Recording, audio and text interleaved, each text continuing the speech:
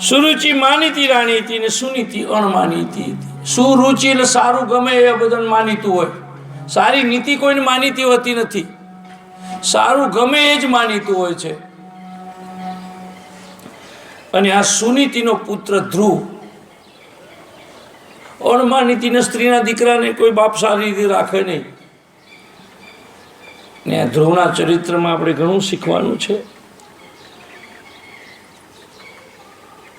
મનુષ્ય માત્રની આ કથા છે. આપણે આવીએ એટલે ઊંચા પગથી જ બધા આવીએ છીએ. ઉત્તાનપાદ એ જ છે.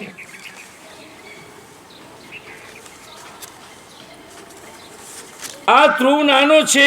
એક વખત રાજા ઉત્તાનપાદ સુરુચિના પુત્ર ઉત્તમને ખોળામાં બેસાડી રહ્યા હતા, લાડ કરાવતા હતા. એ વખતે ધ્રુવ પણ પિતાના ખોળામાં બેસવા ગયો. ત્યારે સુરુચિએ એને ટોણો માર્યો, એટલે એની સાવકી માએ. અને આપણા શાસ્ત્રોમાં સાવકી માઓનો ત્રાસ છે. સાવકી માં રામને પણ શું વનમાં કોણે મોકલ્યો? સાવકી માં. પણ રામ તો મહાન છે, એનું ચરિત્ર આવશે. પણ મારે એ વાત કરવી છે, રામ જ્યારે વનમાં નીકળ્યા છે એ વખતે કૈકેયીને પહેલા પ્રણામ કર્યા છે. કેમ? એ તો સાવકી માં છે. પણ સાવકી માં છે ખરી, પણ અયોધ્યાના રામને જન્મ આપ્યો તો કૌશલ્યાએ, પણ વનના રામને જો જન્મ આપ્યો હોત તો કૈકેયીએ. આપણું કોઈ ખરાબ કરે એમાં પણ કલ્યાણ રહેલું હોય છે. એટલે રામ વનમાં જતી વખતે ચોપાઈ બોલ્યા, સોનું જનની સોઈ સુત બળ ભાગી, જો પિતુ માતુ બચન અનુરાગી. સોનું જનની સોઈ સુત બળ ભાગી, જો પિતુ માતુ બચન અનુરાગી. હે જનની કઈ કઈ કઈ. કેમ? કે અયોધ્યાના રામને તો કૌશલ્યાએ જન્મ આપ્યો તો, પણ વનના રામને કોઈ જન્મ આપ્યો હોય તો કઈ કહીએ. એમ મહાન ધ્રુવને ખરો જન્મ આપ્યો હોય તો સુરુચિએ ગર્ભમાં ભલે રાખ્યો હોય. સદગુરુ પણ માં છે એવું કહેવાય છે શાસ્ત્રમાં. ટૂન આપો તમારે પ્લીઝ. સદગુરુ પણ એક માં છે. સદગુરુ માં છે કારણ કે આપણી માં છે ને સ્તનપાન કરાવે છે, પણ સદગુરુ છે ને સ્તનપાન છોડાવી દે. આવાગમનના ફેરા મટી જાય પછી ફરીથી માના ગર્ભમાં આવવાનું રહે નહીં. પણ આપણા શાસ્ત્રો બેવડી ધાર ઉપર ચાલે છે. કેમ? કે કેટલાક ભક્તો એમ કે છે કે જન્મ જન્મ જન્મ માના ગર્ભમાં અમે આવીએ, અને કેટલાક શાસ્ત્રો એમ કે છે કે ફરીથી આવવાનું ન રહે. પણ હું તો એમ જ કહું છું, વળી વળી માના ગર્ભમાં આવવાનું. એ જ માં મને, હું તો એમ જ કહું, એ જ માં મને મળે. તમને સાચી વાત કહું ને તો મારી માએ મને જેટલો માર્યો છે એટલો કોઈ એ નહીં માર્યો હોય. આ માર્યો એટલે બેઠો ને ગુંડો થઈ ગયો હતો એટલો તો ઉભા નહીં. ગમે એવો કાગડો હોય તો હું પાડી દઉં. માનું ચરિત્ર અદ્ભુત છે. શું એટલે કે છે, ખોળામાં બેસવા જાય છે ત્યારે એને ટોણો મળે. એ છોકરા, અણમાનિતોનો થઈને રાજાના ખોળામાં બેસે છે, માટે તપસ્યા કર. ભગવાનને કહે કે તને મારી કુખે જન્મ મળે. કાંકરીના માર્યા ન મરીએ બાપ, પણ મેણાના મારે મરીએ. બધા મેણા જ વાગે છે ને જેને જેને તેને. નરસિંહને ભાભીએ મેણો માર્યો, મીરાને રાણાએ મેણા માર્યા, સમાજે મેણા માર્યા. તમે રામ થો ને તો તમારે વનની તૈયારી રાખવી જ પડશે. ધ્રુવ થાવ તો તમારે તૈયારી રાખવી જ પડશે. અને હરિચંદ્ર થાવ તો વેચાઈ જવાની તૈયારી રાખવી પડશે.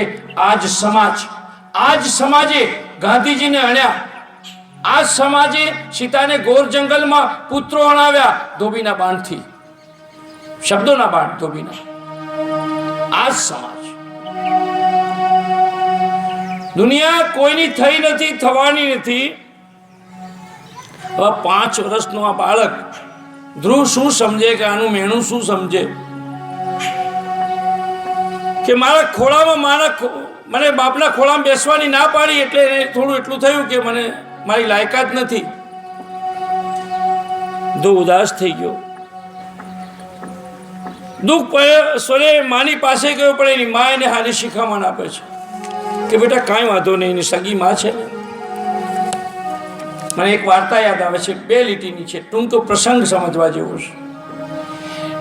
એક છોકરાને શિક્ષકે પૂછ્યું કે તને, કારણ કે એની મા નાનપણમાં મરી ગઈ, બાપ બીજી લાવ્યો હતો એને, એટલે શિક્ષકે પૂછ્યું કે તને નવી માં બહુ ગમે કે નવી માં સાચું બોલે છે કે તારી સગી માં જે જૂની હતી એ સાચું બોલે છે? એટલે કે મારી નવી માં છે ને સાચું બોલે છે, પણ જૂની માં હતી મારી સગી માં એ જૂઠું બોલતી હતી. પણ એ જૂઠું બોલતી હતી પણ એમાં પ્રેમ હતો. પણ મારી સગી માં છે ને સાચું બોલે છે પણ એમાં પ્રેમ નથી. તો કે કેમ? તો સગી માં એમ કે હું તને ખાવા નહીં આપું, ન જ આપત. 12 વાગે તું જમવા આવે તો તને ખાવા નહીં જ આપું, ના આપે. સાચું જ બોલતી હતી ને, વચન પાળતી હતી. પણ મારી જે માં હતી ને જન્મદાતા માં, એમ કે તને ખાવા ન ઉપર તો ખાવા આપતી હતી. એના જૂઠમાં પ્રેમ હતો, એના જૂઠમાં પ્રેમ હતો, પેલીના સત્યમાં પણ પ્રેમ નહોતો. એ ધ્રુવની સગી માં જે છે જન્મદાતા માં, ખરું બોલું તો માં મને નાનપણ સાબરે, પછી મોટપની મજા મને. શિવાજીની માં મરી ગયા અને શિવાજી રડવા માંડ્યા. છત્રપતિ શિવાજી મહારાજ રડવા માંડ્યા. ત્યારે કે મને કોઈ શિવો કહેનારું કોઈ ન મળ્યું. હવે મને કોઈ શિવો કહેનારું કોઈ ન રહ્યું. મને છત્રપતિ કહેનારા તો બહુ રહ્યા, પણ મારો શિવો આવ્યો એમ કહેનારું કોઈ ન રહ્યું. એમ આજ માની પાસે ગયો છે. માં કે બેટા ચિંતા ન કર, જે દુઃખ આપે એને ફળ ભોગવવું પડે.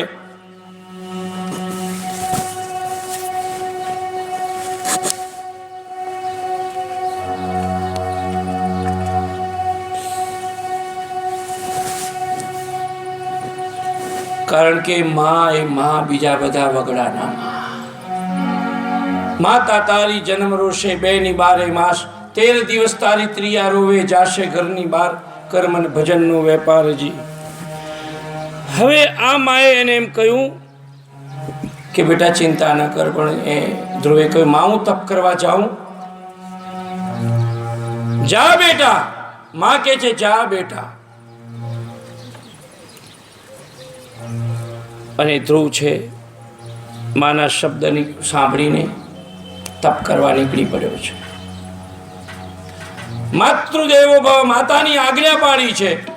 આપણે નાના હતા આપણે ગવડાવતા હતા, મને યાદ છે. ઓ ઈશ્વર ભજીએ તને, મોટું છે તુજ નામ, ગુણ તારા નિત ગાઈએ, થાય અમારા કામ. આ બધા તો આપણે જૂના ભણેલા છે.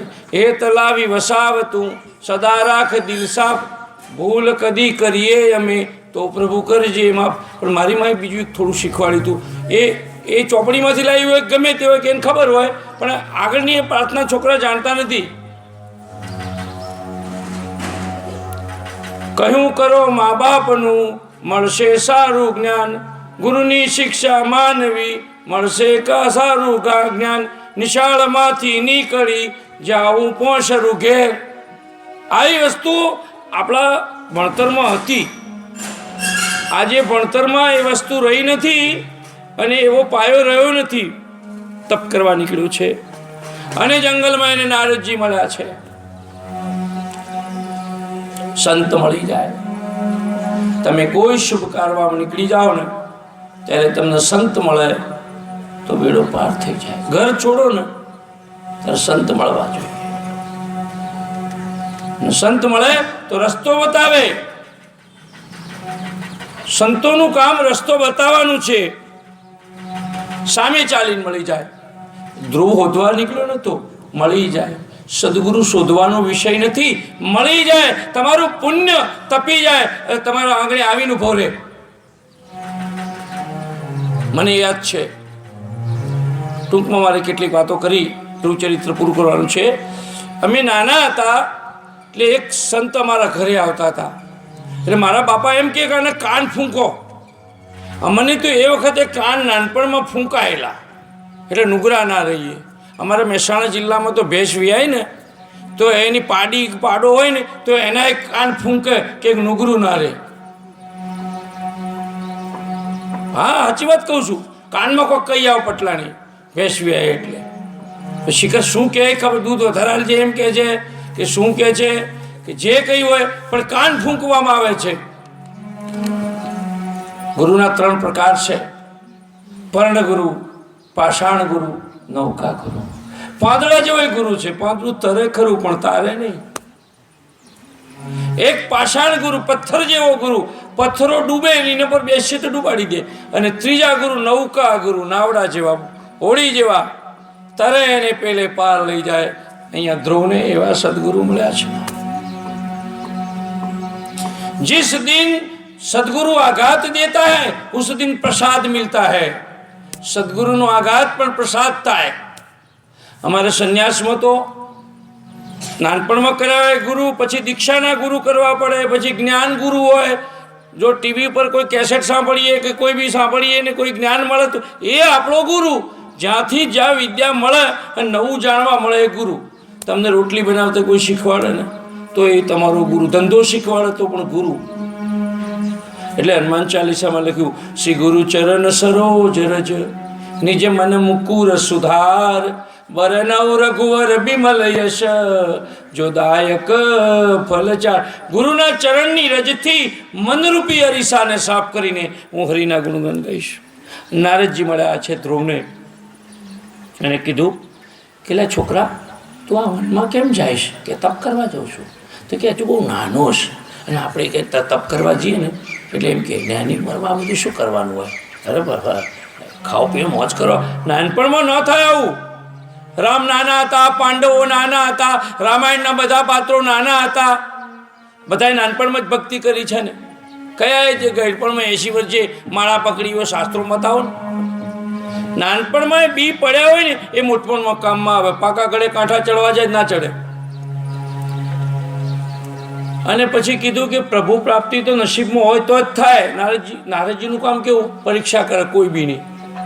અને તમે સાધના કરવા જાઓ ને ત્યારે તમને કોઈ આડું રોકનારું મળે જ.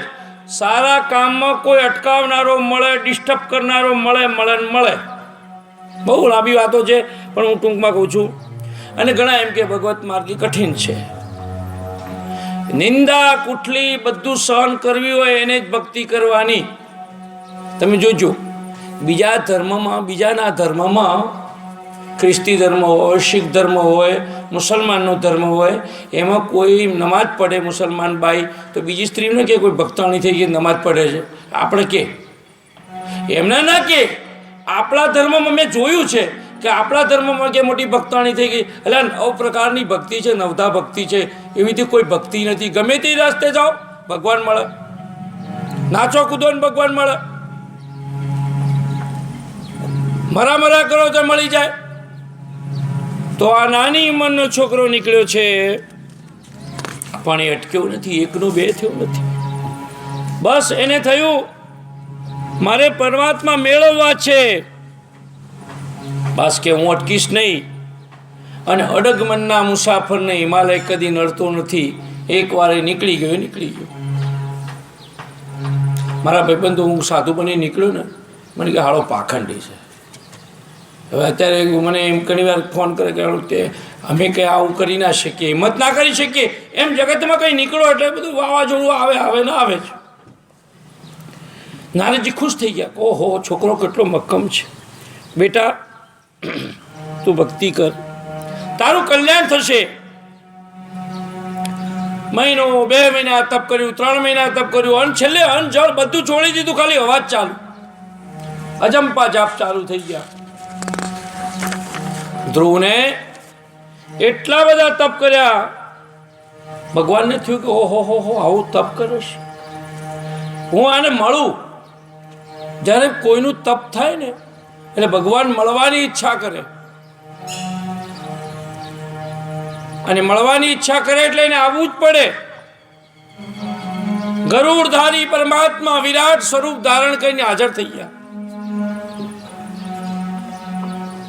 જે સ્વરૂપનું ધ્યાન કરતા હતા એ સ્વરૂપ તો એને મળી ગયું, પણ કાંઈ બોલી શક્યા નહીં. માગ ધ્રુવ, તમે જોજો, તમને કોઈ મોટો માણસ મળી જાય ને માગવાનું નક્કી કર્યું હોય ને તો તમે માગી ના શકો. એ ટાઈમ બોલી જ ના શકો. ખરી વખત ખરા ટાઈમે તમારાથી કંઈ બોલાય જ નહીં. રામકૃષ્ણ પરમહંસ, વિવેકાનંદના ગુરુ, અને મા કાળીના દર્શન કરવા નીકળ્યા છે વિવેકાનંદ. એનું નામ, નાનપણનું નામ નરેન્દ્ર હતું. આ નરેન્દ્ર, એના ગુરુ રામકૃષ્ણ પરમહંસે કહ્યું કે બેટા જા, તને આજ મા કાળી પ્રસન્ન થશે, મા કાળીના મંદિરમાં જા, તને મા કાળી પ્રસન્ન થશે, માગી લેજે. ગરીબી હતી એ તો એને, માલ મિલકત જે માગવું હોય માગી લેજે, બંગલા ગાડી લાડી વાડી જે માગવું હોય, ટીવી ફ્રીજ જે માગવું હોય માગી લેજે, માગી લેજે, તને મળી જશે. નક્કી કરીને ક્યાંક બધું માગવું કે. અને મા પ્રસન્ન થઈ, મા કાળી એટલે કે પ્રેમ જોઈએ તારો. માં બોલી ના શક્યા, કંઈ માગી બીજી કે જા બીજી વાર જા, કંઈ માગ્યું કે કંઈ માગી ના શક્યો કે જા બીજી વાર જા. બીજી વાર ગયા એટલે કે કોઈ માગ કે આ વખત તો માગી લેવું, પણ ત્યાં ગયા એટલે કે માં તારો પ્રેમ જોઈએ. ત્રીજી વખત ગયા તો કે માં તારી ભક્તિ જોઈએ. કાંઈ માગી શક્યા નહીં. માણસ ભગવાનની સામે કાંઈ માગી ન શકે ને એવી સ્થિતિ આવી જાય ને એનું નામ ભક્તિ. ધ્રુવજી એ સ્થિતિમાં આવ્યા છે. હે પ્રભુ, આપ સર્વશક્તિમાન છો, આપ મારા અંતઃકરણમાં પ્રવેશી જાઓ અને આપના તેજથી મારી વાણીને, મારા ઇન્દ્રિયોને જાગૃત કરો, તમારા તરફ વાળી દો. ભગવાને કહ્યું કે કંઈ વાંધો નહીં, તારું કલ્યાણ થશે. અને એ રીતે ધ્રુવે તપ કર્યું છે સતત. અને આપણે પણ સ્મરણ કરી લેવાનું છે, આપણા શ્વાસ કેટલા છે 24 કલાકના? 10,800. કેટલા? 10,000 પ્લસ ભજનમાં એમ કે 21,600 કાળ ખાશે. પણ ડૉક્ટરોનું કહેવું એમ છે કે 24 કલાકમાં આપણે 10,800 શ્વાસ લઈએ છીએ, છોડીએ છીએ, શ્વાસોશ્વાસ. હવે એ બધા કાઢી નાખો, 108 તો રેક નહીં. એટલે માળા આપણે 108ની હોય છે. એટલે ભાઈ એટલા બધા ના થાય, શ્વાસે શ્વાસે સીધી કરી શકીએ આપણે. જવાબદારી હોય, ઊંઘવાનું હોય, ખાવાનું હોય, પીવાનું હોય, પણ એમાંથી એટલા બધા કાપીને 108 કરી નાખો. એટલે એક માળા 108ની કરવાની છે. 108ની માળાનો અર્થ જ આ છે કે તમે 100 ગણા તો ઓછા કરી નાખો, 10 ગણા ઓછા કરી નાખો, 100 ગણા ઓછા કરી નાખો, 200 ગણા ઓછા કરી નાખો, કમસે કમ એક માળા તો કરો. માળા ના થાય તો 108 વખત રામ રામ રામ રામ બોલે તો શું પૈસા બે છે?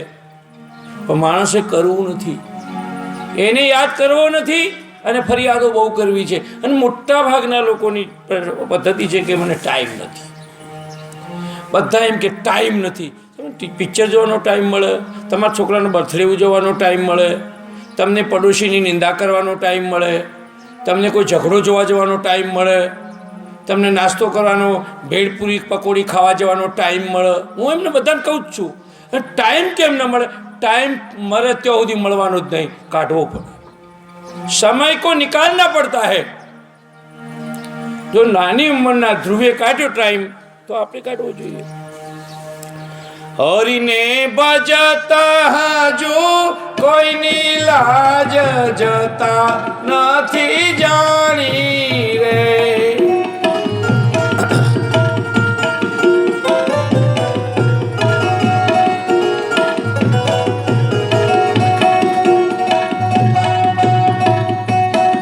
જેની સુરત સાંભળિયાની સાથ વધે વેદવાણી રે.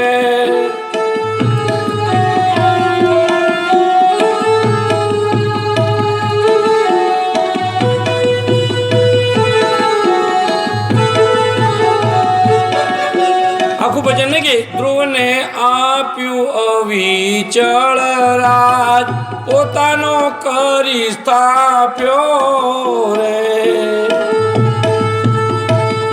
હરિને ભજતા હજુ કોઈની લાજ જતા નથી જાણી રે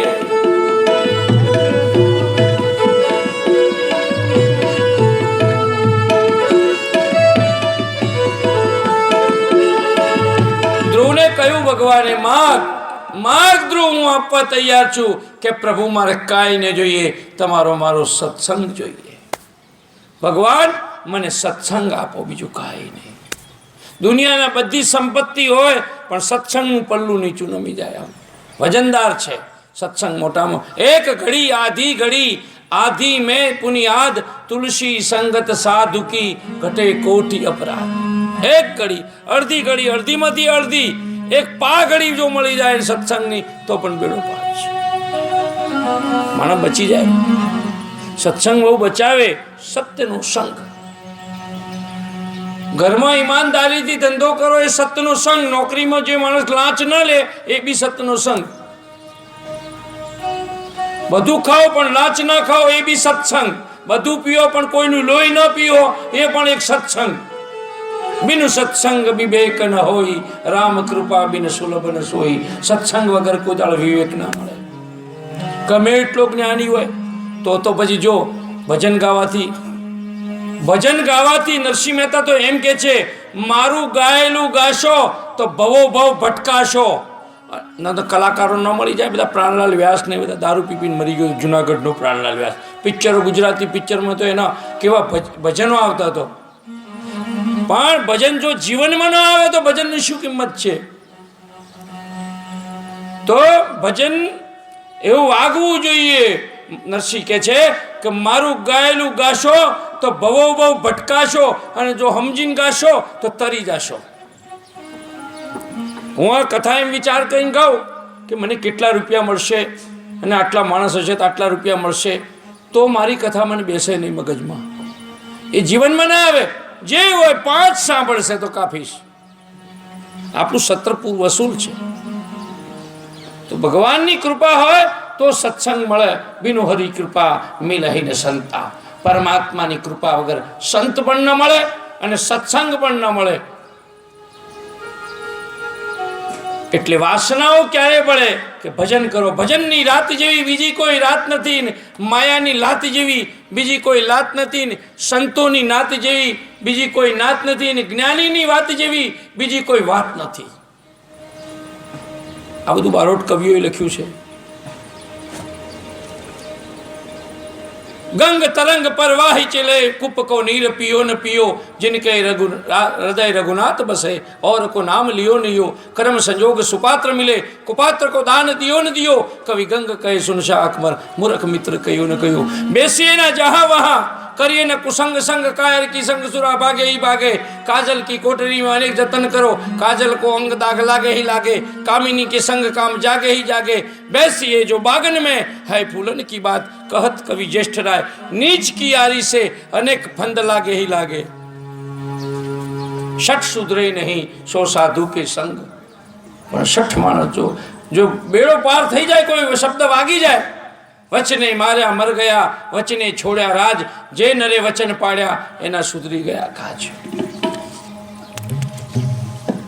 परमात्मा ने वंदन करी ध्रुवजी नगर में गया छे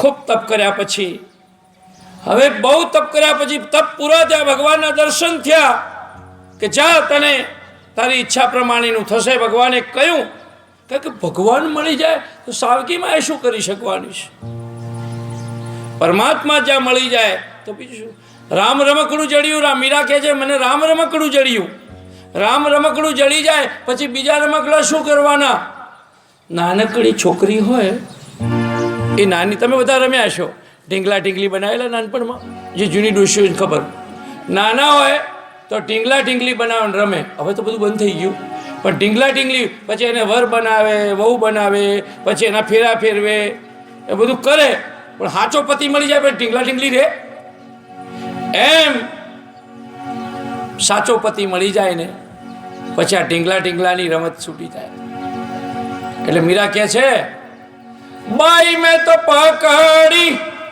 હે આંબલિયાની ડાળ રે, જંગલ બીચ તો મેં ખડી હોજી. ઉત્તર દિશાથી ચડી એક વાદળી, એ તો વર્ષા છે બારે, મેઘ રે ભીંજાણી મારી એ ચૂંદડી હોજી. આ પહેલાં તો રેડિયો પર આવા ભજન આવતો હતો. અત્યારના ભજનો તો સમજા જેવા છે. કીર્તન સારી વસ્તુ છે, પણ જે એમાં તત્વજ્ઞાન ભરપૂર પડેલું હતું. બાઈ મારો પીવડો પરદેશ રે, ફરકે મારી આંખડી. હે મીરાના ભજન તમે એનો સંકેત સાંભળો. ધ્રુવજી ને આ સ્વાગતમાં પણ પરમાત્માની કૃપા દેખાય છે. અને ધ્રુવજી નગર તરફ ગયા છે. નગર જોયું નહીં, ધ્રુવનું સ્વાગત કર્યું, પણ સ્વાગતમાં પણ ધ્રુવને પરમાત્માની કૃપા દેખાઈ. સૌ પ્રથમ એને પોતાના પિતા ઉત્તાનપાદને વંદન કર્યા, માતાને પણ વંદન કર્યા, પછી પોતાની માતાને વંદન પાછળથી કર્યા. પણ સાવકી માને અને બાપને જેને ખોળો છોડાવી દીધો હતો, આ ઉપરથી એક બોધ લેવાનો, કદાચ માના ખોળાથી કોઈ દૂર કરી દે, નાની બાળક હોય, પણ જો એની માએ મૃત્યુ પામે તો એનો ખોળો દૂર થઈ જાય, પણ ભગવાનના ખોળામાં જાય. કોઈનો ખોળો ખાલી નથી રહેતો, ભગવાન ગમે તે રીતે બેસાડી દે છે. એટલે ભગવાનના ખોળામાં જો માણસ બેસી ગયો ને, બેડો પાર થઈ ગયો. નથી કહેતા કે ભાઈ કોઈ મોટા માણસ એનો હાથ પકડે તો નોકરી સારી મળી જાય. એમ જેનો ભગવાન હાથ પકડી લે પછી તે મોટી નોકરી મળી જાય. તો પરમાત્માની કૃપાથી હાથ પકડાતો હોય છે. તો કે છે ધ્રુવજી છે એ આવ્યા છે, માતા સુરુચિને પણ વંદન કર્યા છે, મોટા ભાઈ ઉત્તમને પણ વંદન કર્યા છે. આપણે કરીએ આવું કોઈ કર્યું હોય તો આપણે કરીએ, આપણા દુશ્મનને કરીએ.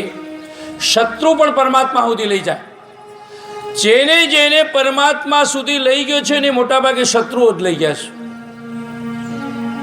જોઈ જો તમે શાસ્ત્રો પુરાણ ખોલો તો આપણા વિરોધીઓ હોય ને, હનુમાનજી છે ને લંકામાં ગયા ને તો ઝાડીઓ બધી ડાળો નડ્યો આડો અશોક વાટિકામાં.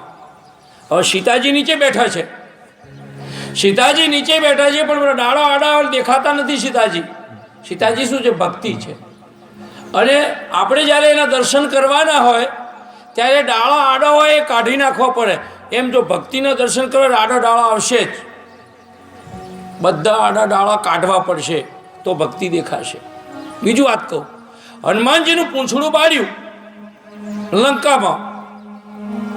હવે ભક્ત હતો હનુમાનજી તો રામનો, અને એનું પૂંછડું બળે તો ભગવાનને સહન થાય ખરું?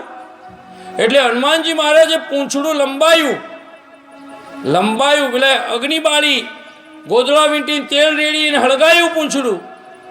તો હનુમાનજીએ પૂંછડું લાંબુ કર્યું.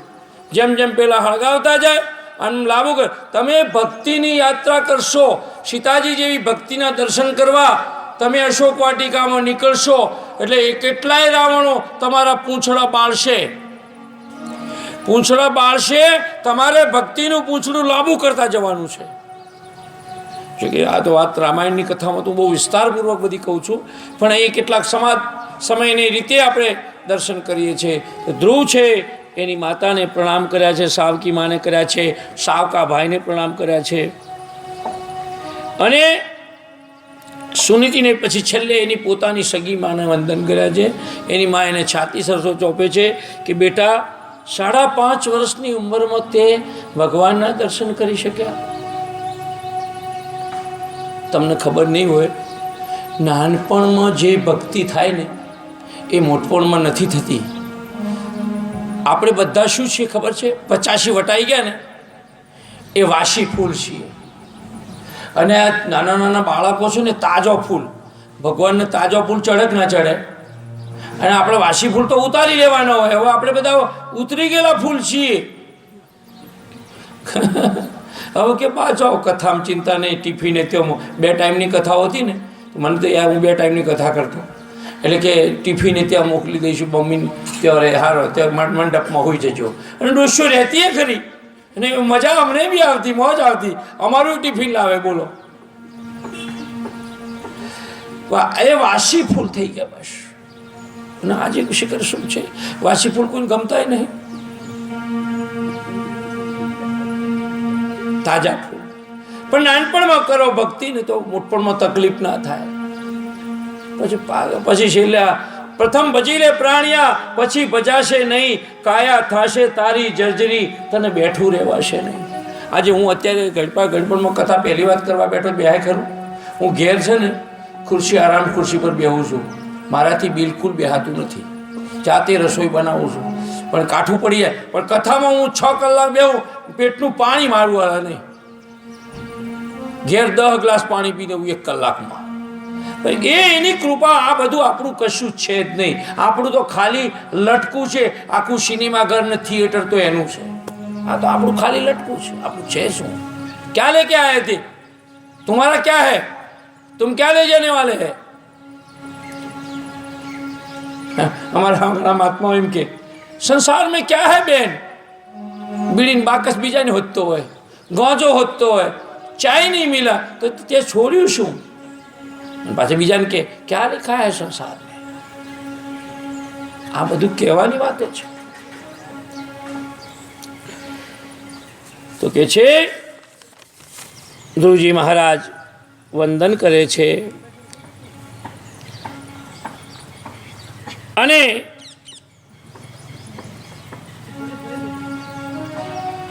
સ્વર્ગના પાર્ષદો એને લેવા આવ્યા છે.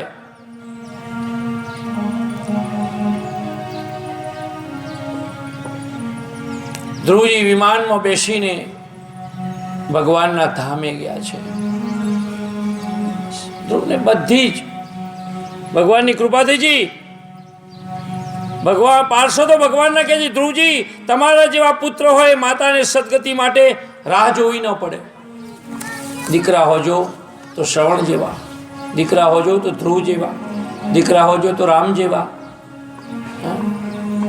આજના દીકરાઓ શું વાત કરું કે મા બાપ, મેં તો ઘરડા ઘરની મુલાકાત લઉં છું ઘણી વાર, અને એમને પૂછીએ કે કાકા કેમ છો, કેટલા દીકરા? કે 5 દીકરા, બધા અમેરિકા છે. આજે મને કોઈ પાણી પાણી, મેં ભણાવી ગણાવીને મારા પગારમાંથી ભણાવ્યા અને મિલકતમાંથી ભણાવ્યા, બંગલા કરી આપ્યા, પરણાવ્યા. આજે મારું કોઈ નથી. એટલે બધું ભૂલી જાઓ પણ મા બાપને ભૂલશો. પુનિત મહારાજ કહેતા હતા, મુસલમાનના કુરાનમાં લખ્યું છે स्वर्ग माँ बाप ना चरण में है, जन्नत माँ बाप के चरणों में है. इसलिए मेरे भाई बहन युवान पीढ़ी जो जो अवाज पहुंचे છે તે અમે તો કહીએ છીએ માતા પિતાને ભૂલશો નહીં. કારણ કે માતા પિતાને જે ભૂલી જાય છે એને પરમાત્મા ક્યારેય પણ મળતો જ નથી. ભૂલી જાઓ બીજું બધું, મા બાપને ભૂલશો નહીં. होने दीजिए. वाह,